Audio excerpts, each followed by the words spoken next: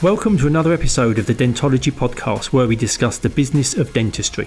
In this podcast series, we'll be discussing all the non-clinical aspects of dentistry, from goodwill values, finance, marketing, how to buy and sell a dental practice, mindset, through to where you can invest your money in team management issues. My name is Andy Acton, and I'm joined by my co-host, Chris Strevens. Let's jump straight into it. So welcome to our latest episode of Dentology, the Business of Dentistry podcast. And today we're joined by Mike Hesketh. And we're calling this episode Fighting to the Top, and you'll see why. So Mike was a Royal Marine Commando and served in Afghanistan. He's a dentist, got an MBA from Exeter University Business School, and is the creator of Dartmoor Dental, his new dental practice. Welcome, Mike. How are you doing? Hi, Mike. Yeah, hello. Hi, Chris. Hi, Andy. Nice to meet you both.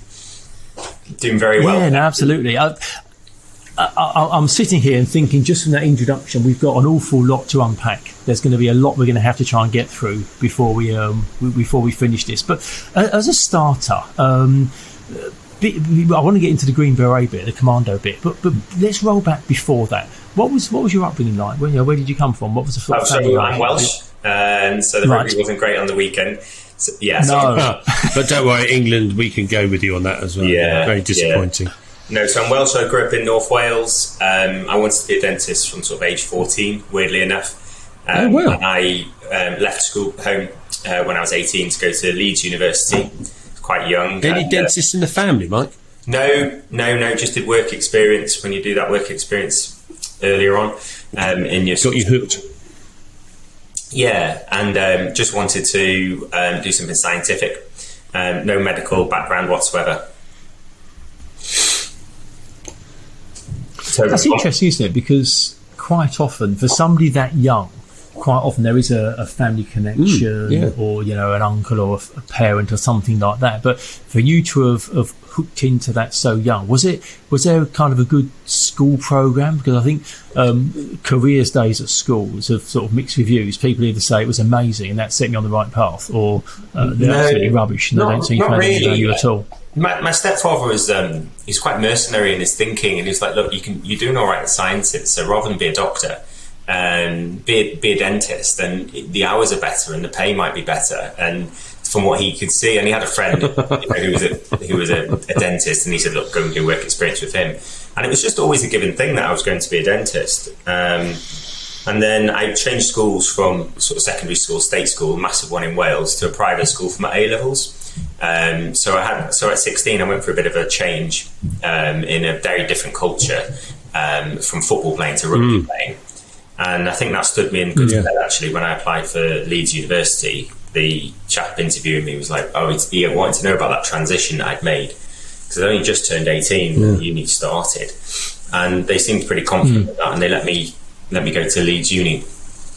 But that must have been quite hard to go from a big state school to a private school at 16. I'm assuming you sort of went solitary. You didn't take any. You weren't with any friends. You just moved. I just wanted to change. I don't know what it was. I think something that runs through it, just because you're asking about the background. My father was killed in a car crash when I was 8 years old. So my mother raised my brother and I. Wow. It was a single mum, and that was obviously quite sort of a different feeling. And I don't know, I just felt like I'd got through the secondary school thing and I wanted a bit of a change at 16, but I don't know if there was a hang up from that or what. And then I went, obviously I was quite sporty. Are you older than your brother, Mike? No, I'm younger. Are you the eldest? Yeah. Right, okay, right. Yeah, so that's hard, isn't it? Because that though quite often those things kind of often shape your thinking and your behaviours and your outlook. But for it to happen so young, it's tricky. Yeah, it's a funny one, really. You don't really think too much about it until you become a father yourself. You think, actually, he died when he was 32 in a car crash. I mean, that was, you sort of just get on with your life, don't you? My brother and I have both gone to university. I suppose the other side is, we only know our own story. So for you, you just lost your father at 8 and you've lived the rest of your life without your father. Yeah. So from that point of view, that's all you've known. I think it first hit me. We had a bank manager several years ago who was blind, and I remember talking to him about it, and he said, well, he's been blind all his life, so he's no idea what it's like to see. Yeah. So from that point of view, he was like, well, I don't really know what your world's like, I just know my world. And that's kind of, we only ever know our own situation, don't we? Yeah, that's a good analogy. That's exactly what it's like. But I think it made it Leeds University. Yeah, so I was at Leeds Uni at a relatively young age, and in my second year, my brother was with the Reserve Royal Marine Commandos in Merseyside, and his best friend was in UK Special Forces, and they used to talk about being soldiering, and I'm obviously doing my thing at sort of age 20 in uni. And this chap in Special Forces was like, the Royal Marine Commandos have dentists attached, and if you wanted to be a little bit more interesting, and he told me there's 3 units in the Royal Marines, 700 men, and each one has its own dentist, and they're Royal Navy dentists. So I thought, okay, that's interesting. And then an army recruiter came to uni, and he was talking to me about joining the army, and I was like, tell me about the Royal Navy. So then he had to give me a card for someone else. And then the Navy sponsored me for the last 3 years of uni, and they paid me a salary. They paid all tuition fees. Wow. Tuition fees had just kicked in, and then they gave us a double vocational training salary. At the time was sort of 22k, and they gave double that. And the return of service was 7 years. And then they said they'd pay for all the training. Right. Wow. I knew I was only going to do 7 years, and I was qualifying from Leeds Uni at 22, but I was basically a cadet at university. Right. I mean, that's a great, I suppose, one, it gives you a very clear career path coming out of uni.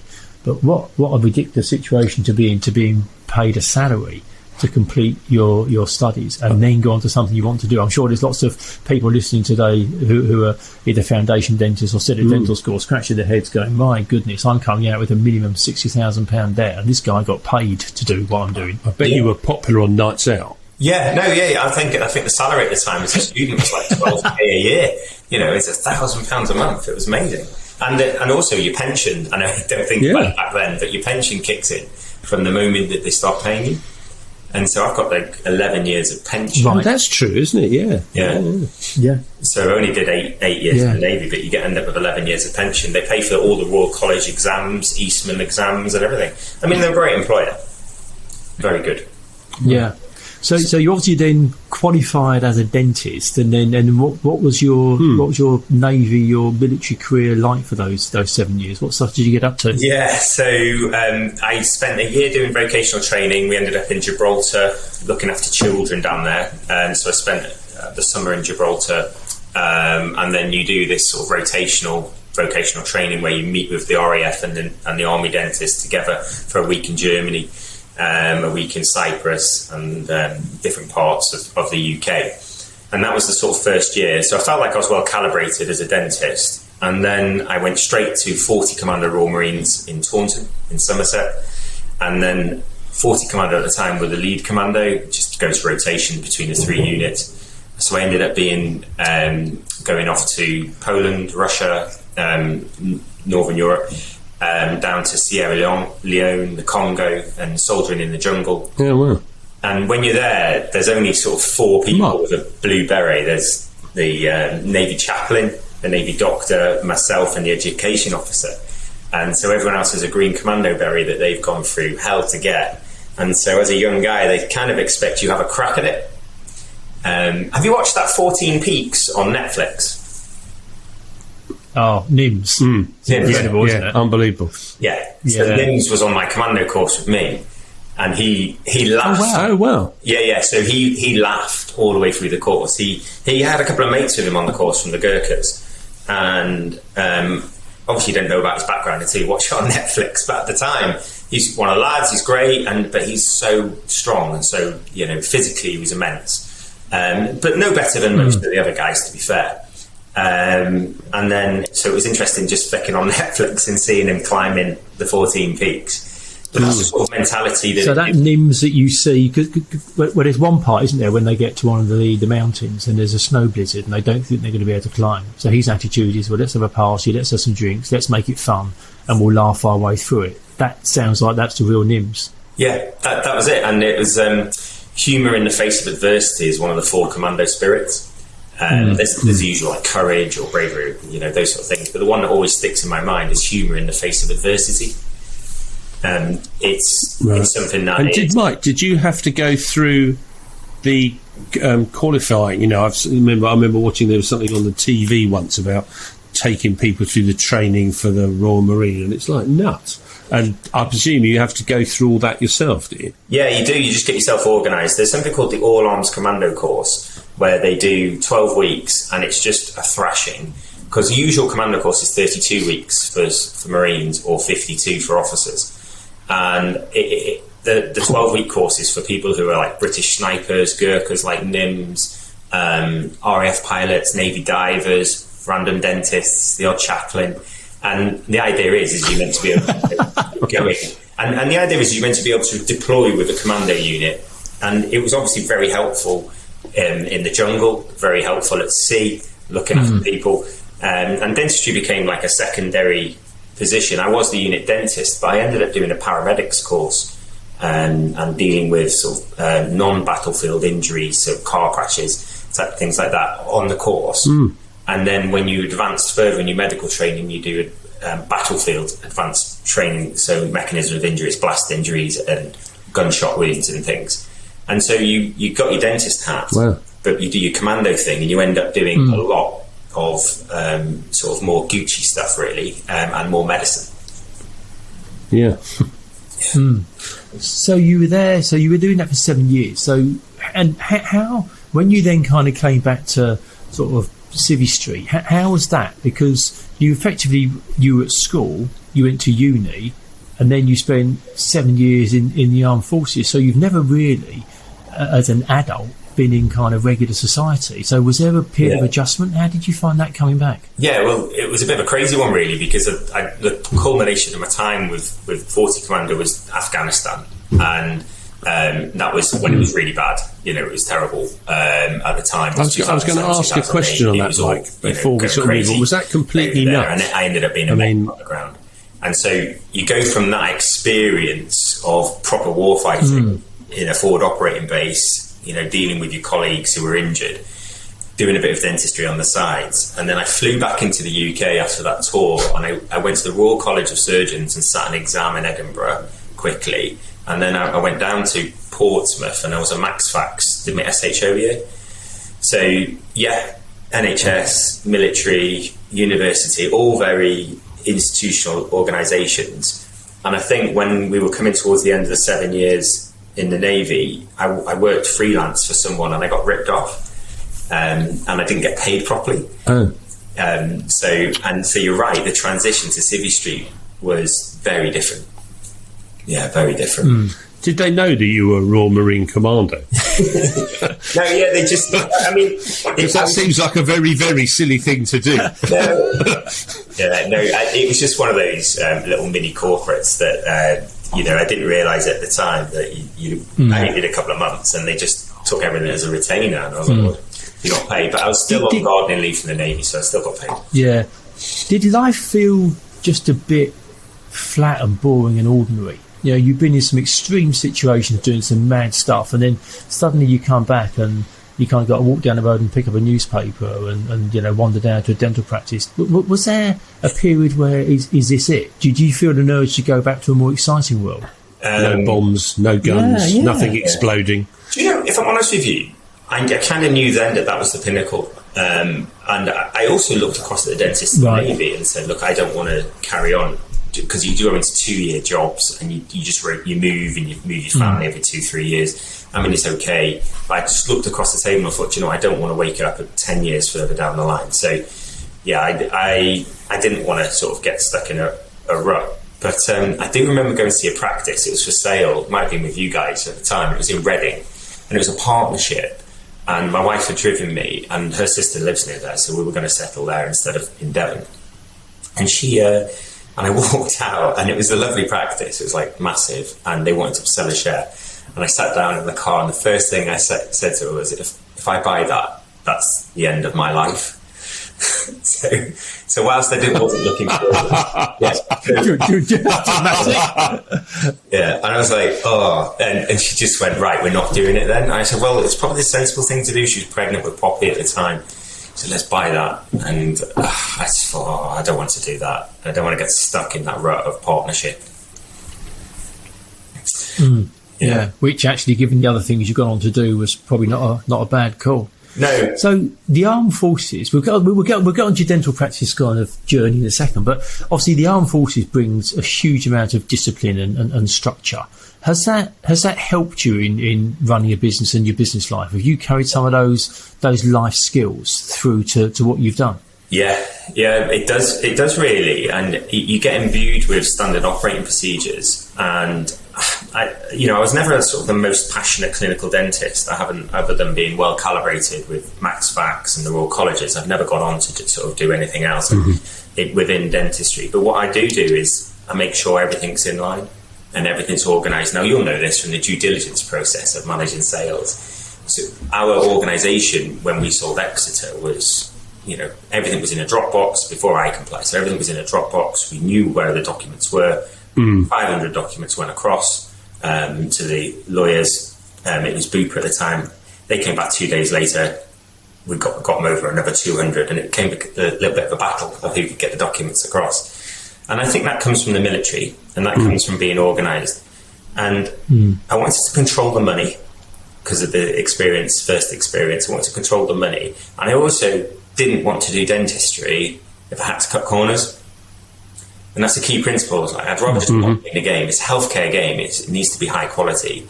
I'll go do something else. I had a few life skills then. If I have to do dentistry, that's something that I'm not massively passionate clinical about. But if I think of it as delivering a service, and we could be, and I used to say to everyone, we could be selling anything, but we're selling the service of dentistry, okay? And it's healthcare. It needs to be super organised. Then, yeah, it does. It's funny because I bought this practice here, and I said to the nurses, I said, at the end of February, I am going to walk around and open every cupboard, okay? And they go, oh, okay. And this is a full partner practice that we bought out all in one go. And I am going to walk around and I'm going to open every cupboard at the end of February. Now, we have a laugh about it, but I'm like, I can't deal with any disorganisation because it's in the way of delivering that service. And people don't pay enough attention to the amount of stuff everywhere and how disorganised they are digitally. And it affects the feelings we play. Also, I think it's that, and it's that kind of how you do one thing is how you do everything. If you're keeping tidy cupboards, then you're probably keeping a tidy washroom. You're probably very tidy in your note keeping, your patient communication. Everything kind of rolls together, doesn't it? So if you open a cupboard and it's messy, immediately kind of says, so what sort of person works in a space like this? What else could be not quite to the standard that you want? So it's quite a good measure, isn't it? I think it's a good way of looking at business and the fact of getting that knowledge that dentistry is a business, and it's the as you say, Mike, it's the delivery of a service that happens to be healthcare, and that doesn't mean that it should be substandard. It should be delivery, whether it be delivering hot cross buns or I don't know why I chose hot cross buns, but pizza or anything. It's business. You know, breakfast. Oh, I did, yeah. So it's like getting that structure and organisation in it. I think it's a great way for anyone listening to just think of it. Whatever you're doing, you are delivering the service of healthcare. Yeah, that's your business. I think it's a great one. Yeah. And we've kind of run through the.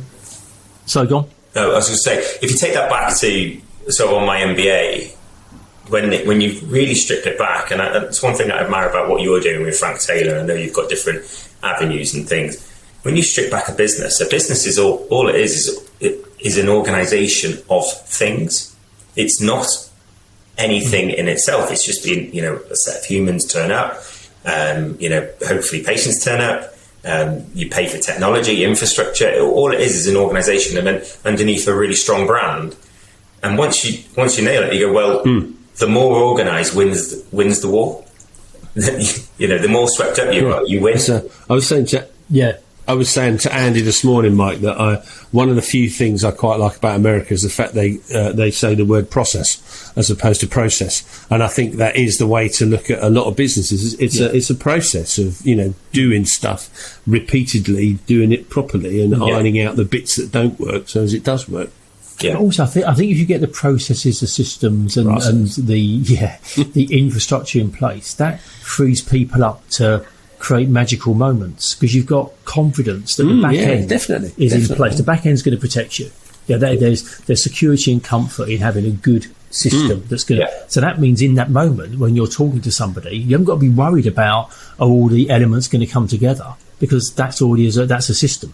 You can then really engage with people, so you can have something pleasant and enjoyable, as opposed to it all being reliant on you spinning loads of plates because you've not got those systems in place. Yeah. So obviously, as time's gone on, business has become a big part of you. And I kind of almost, from listening to you so far, it sounds like you're sort of a business person that happened to qualify in dentistry, as opposed to what lots of principals end up being are dentists who end up buying a business because they see that as giving them a form of security. So what was your pathway into owning dental practices? How did that ultimately come about? Yeah, so there was a practice for sale. I don't think it was with you guys, it was with someone else, in Exeter. It sat there for a couple of years, and it was 3 partners and in Exeter, and it was above a shop, and it was in our price range. So I spoke to David Brewer, FT Finland. He's just done his third,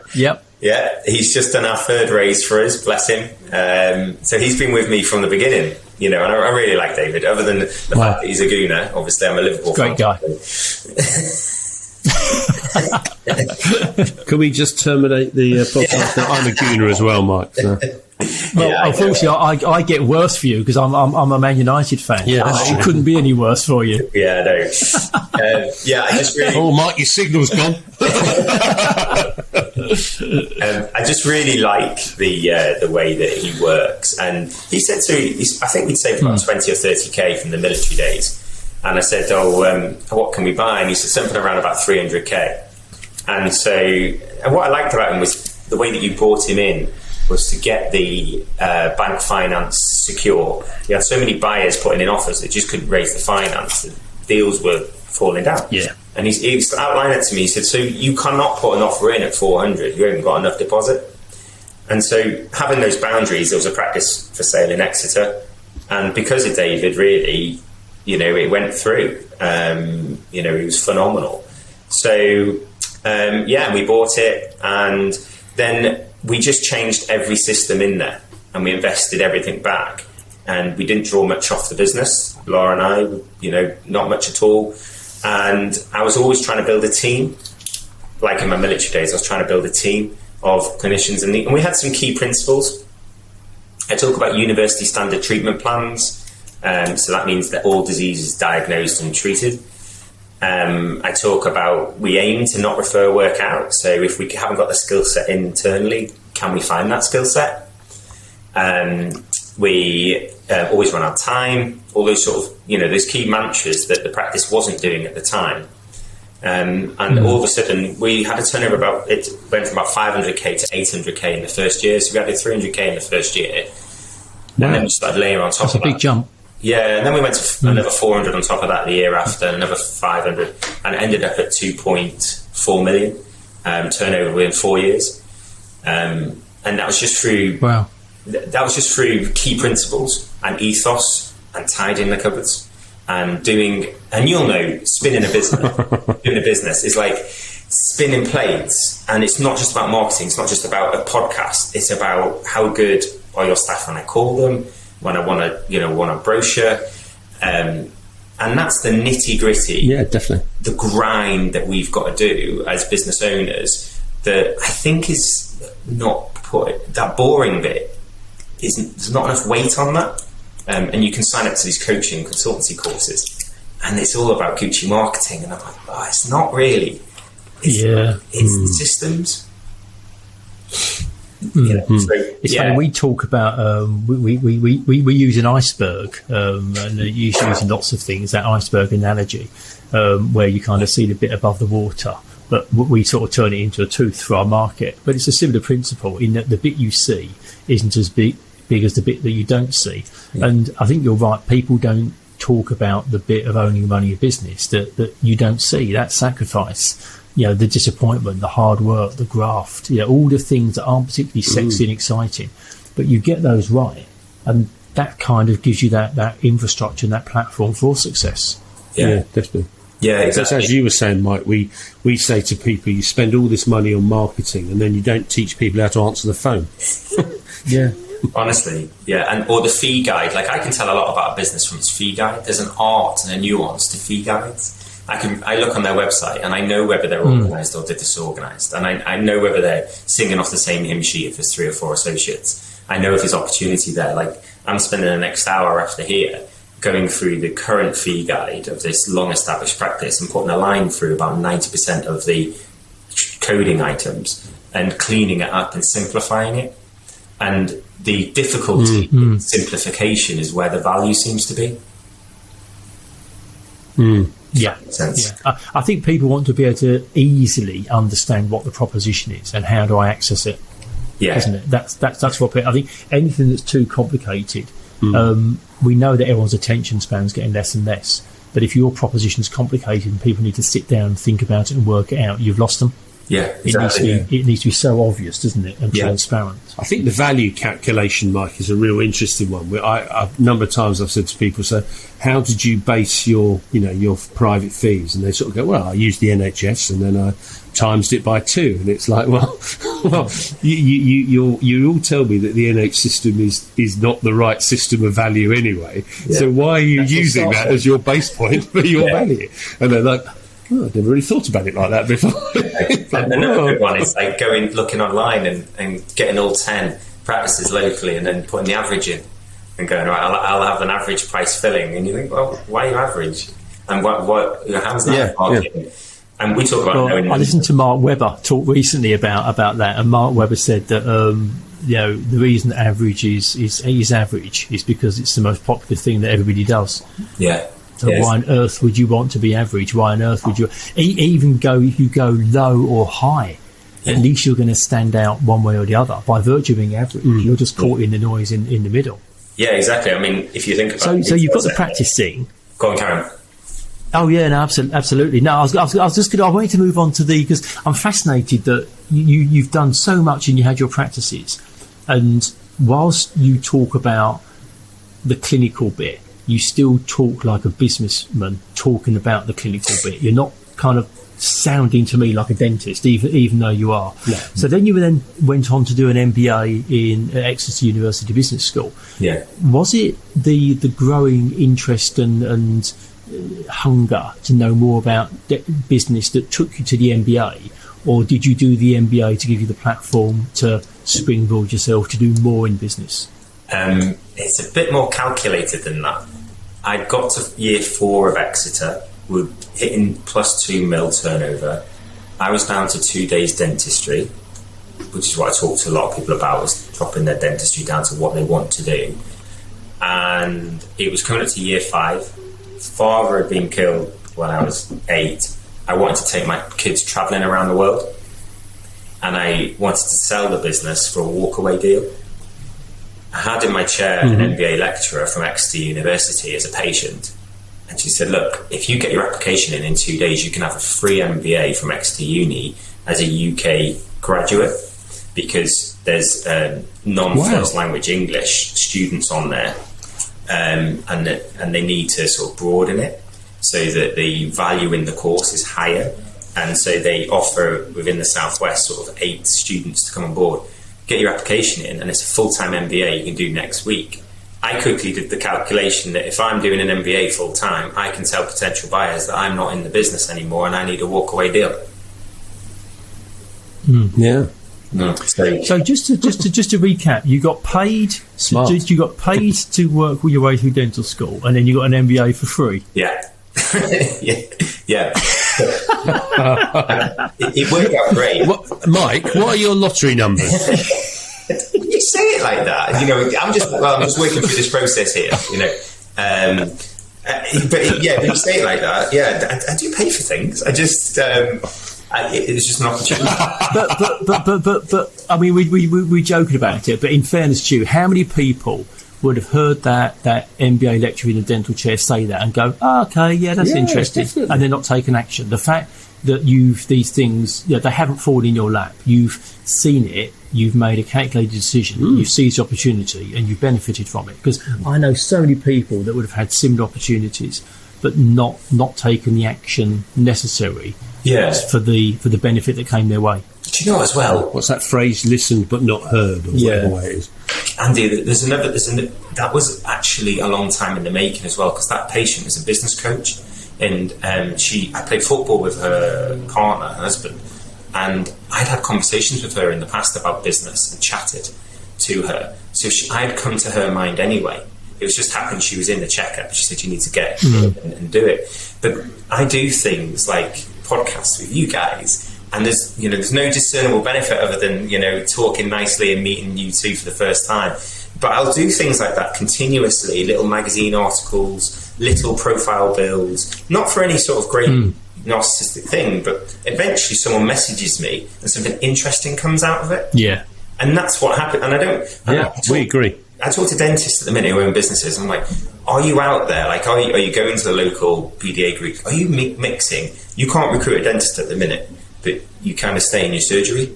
I've just recruited 4 dentists for Dartmoor, but because I spend time doing these strange things that I don't know where the value is going to come from, but eventually it happens. But I think you're right. I think sometimes if, thinking back to ourselves, when lockdown hit 23rd of March 2020, we took a view to get off our backsides and double up on our marketing. So we turned up to every webinar, chat forum, online platform, social media, hangout, you name it, we were there.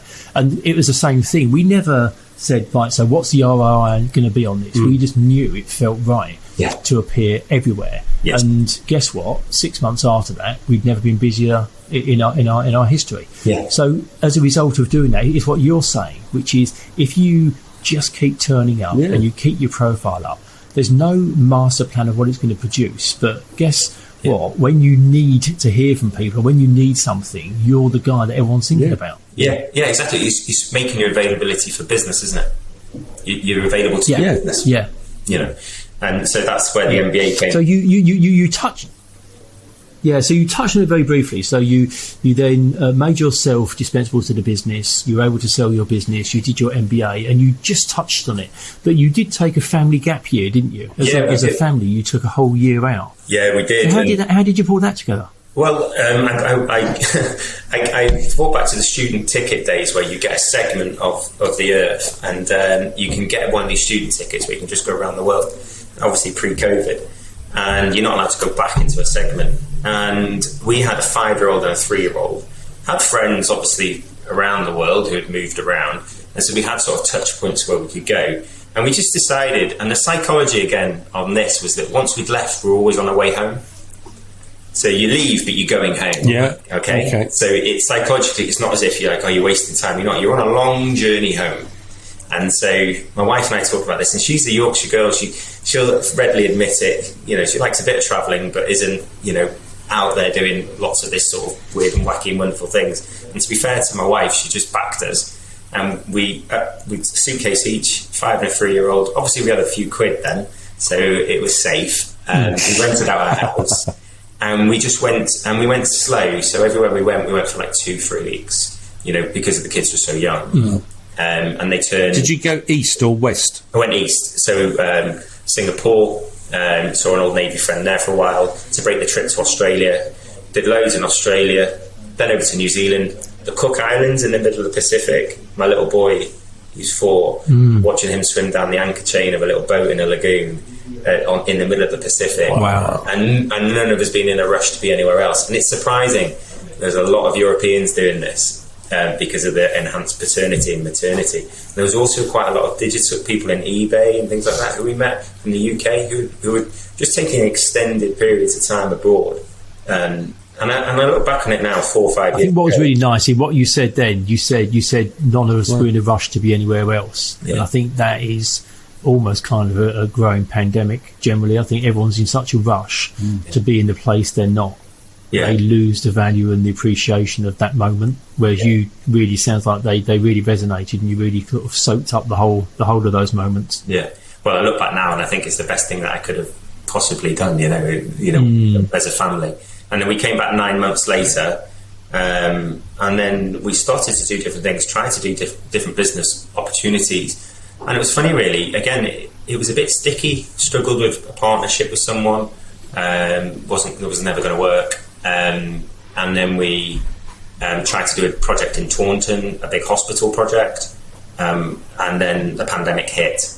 So I got into consultancy. So I run a consultancy, a bespoke one, a small one, with my business partner, Lucy Simic, who's amazing. She works on the operational level of the business, and I work with the sort of strategy of the businesses. And we have between 8 and 10 clients working with us, and we talk them through systems and processes. And that sort of built in the pandemic. So we built that business, which is great. And I kind of spent half my time doing that. And the idea behind Tavistock and Dartmoor Dental is a showroom of all our systems. And can we do it again, or was that a bit of luck? And this is a different environment. Tavistock's different to Exeter, Yeah. And where's Dartmoor Dental at? Because has Dartmoor Dental opened yet, or is that one that's just about to? No, it has. It's a 50-year Limbridge House. It's called Limbridge House Dental in Tavistock, and it's a large practice in the town. And 4 partners, very, very nice guys, just doing different things. And now it's under one leader, one ownership. We're making investments, and 3 of the partners are staying on. But I gave them all the money, so I don't believe in tying people in. So it's just all the money. Obviously, I can pick up a drill if I need to, so I can keep it secure. But we also know our monthly management accounts. So I have all the money, walkaway deal, but I'm going to make it so that you want to stay. And I think as an independent buyer, that's a benefit that we can do. And I think that's how differentiated to the corporates, and they might need a bit more security in their deals. Whereas I think as an independent buyer, you think about acquisition targets, you say, well, I'll give you all the money.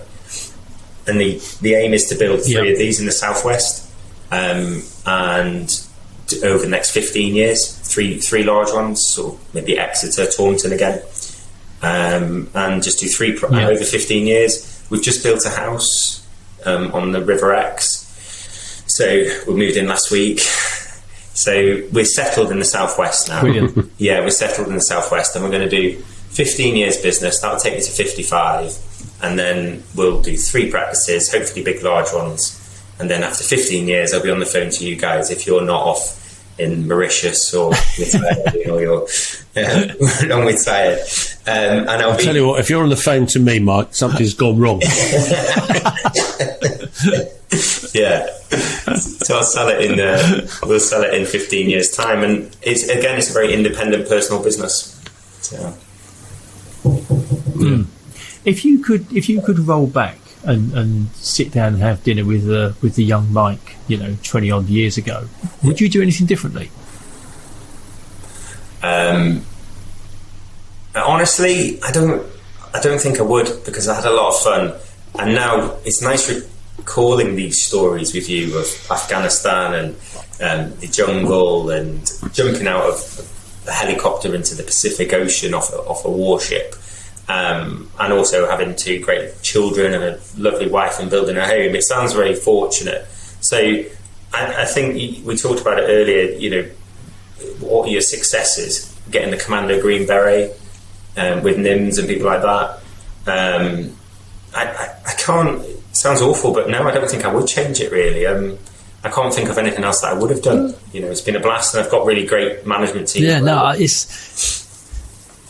you're not your average dentist. It's a great story, and I can see why when you put that call out for associates, people wanted to come and be part of it, because it's not just a job, is it? No, it's not just a job. It's not just working in dentistry. There's going to be an edge to it that lots of other people just aren't going to be able to compete with. It's a lovely answer, because I think that your story, your background is fascinating. They almost need to pay to have like the Mike mentorship program or something. Do you know what I mean? It's that sort of thing. Yeah, well, normally we pay 50%, but actually we're only going to pay you 40% because 10% is the cost of me giving you all the knowledge, because I haven't just been lucky. Lucky's finding £5 on the floor, isn't it? Yeah, it's very kind of you. But yeah, we try and we try and invest heavily in the practice. So we're doing 9 chairs. We're putting about 500,000 of short-term finance into it. So yeah, we do invest heavily. So I mean, I like working with a dentist. I'm not specific about the type of dentist I want. It's just more of culture and attitude. And I actually quite like. We don't do much here, so we're going to do 3D, and we're going to move on with ortho and implants and restoring them. And I'm really excited about putting them on courses and getting them going.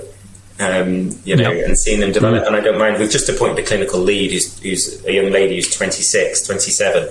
And, there's 3 partners here, but she's the clinical lead now, and she's in charge of audits and making sure that standards are high.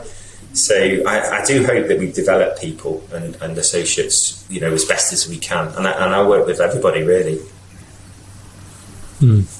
Yeah, I'm looking forward to following it over the next 10 or 15 years. It's a great story. And thank you in advance for the business in 15 years' time. And I will be on my yacht somewhere. Yeah, hopefully. We always finish up by asking our guests the same 2 questions. And the first one is, if you could be a fly on the wall in a certain situation, and I think given the walls that you've already been a fly on through your life, this might be quite hard for you to answer, but is there a situation you'd love to be looking in on? Well, I did have a sort of a complex academic about groupthink mentality and JFK and all that lot, but knowing that you're such big football fans, I think it would be Istanbul in 2005 at half-time when Liverpool were 3-0 down. Oh. And this came up in conversation when I asked that question to my sort of colleagues. And I think sitting there at half-time and also when everything's going wrong, when the whole world's collapsing around you, your world, and sitting there and seeing Rafa Benitez and Gerrard and Carragher and seeing, how do we change, how do we turn this? And I think there's some parallels to business in that, time is a great healer. And if you don't have to, collapse under the fortitude in the Royal Marines is really important. And especially linking to a pandemic, there is always a way around it. There's always a way out.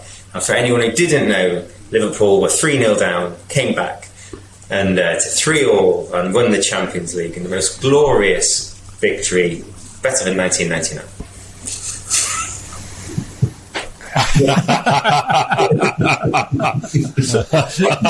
Clearly.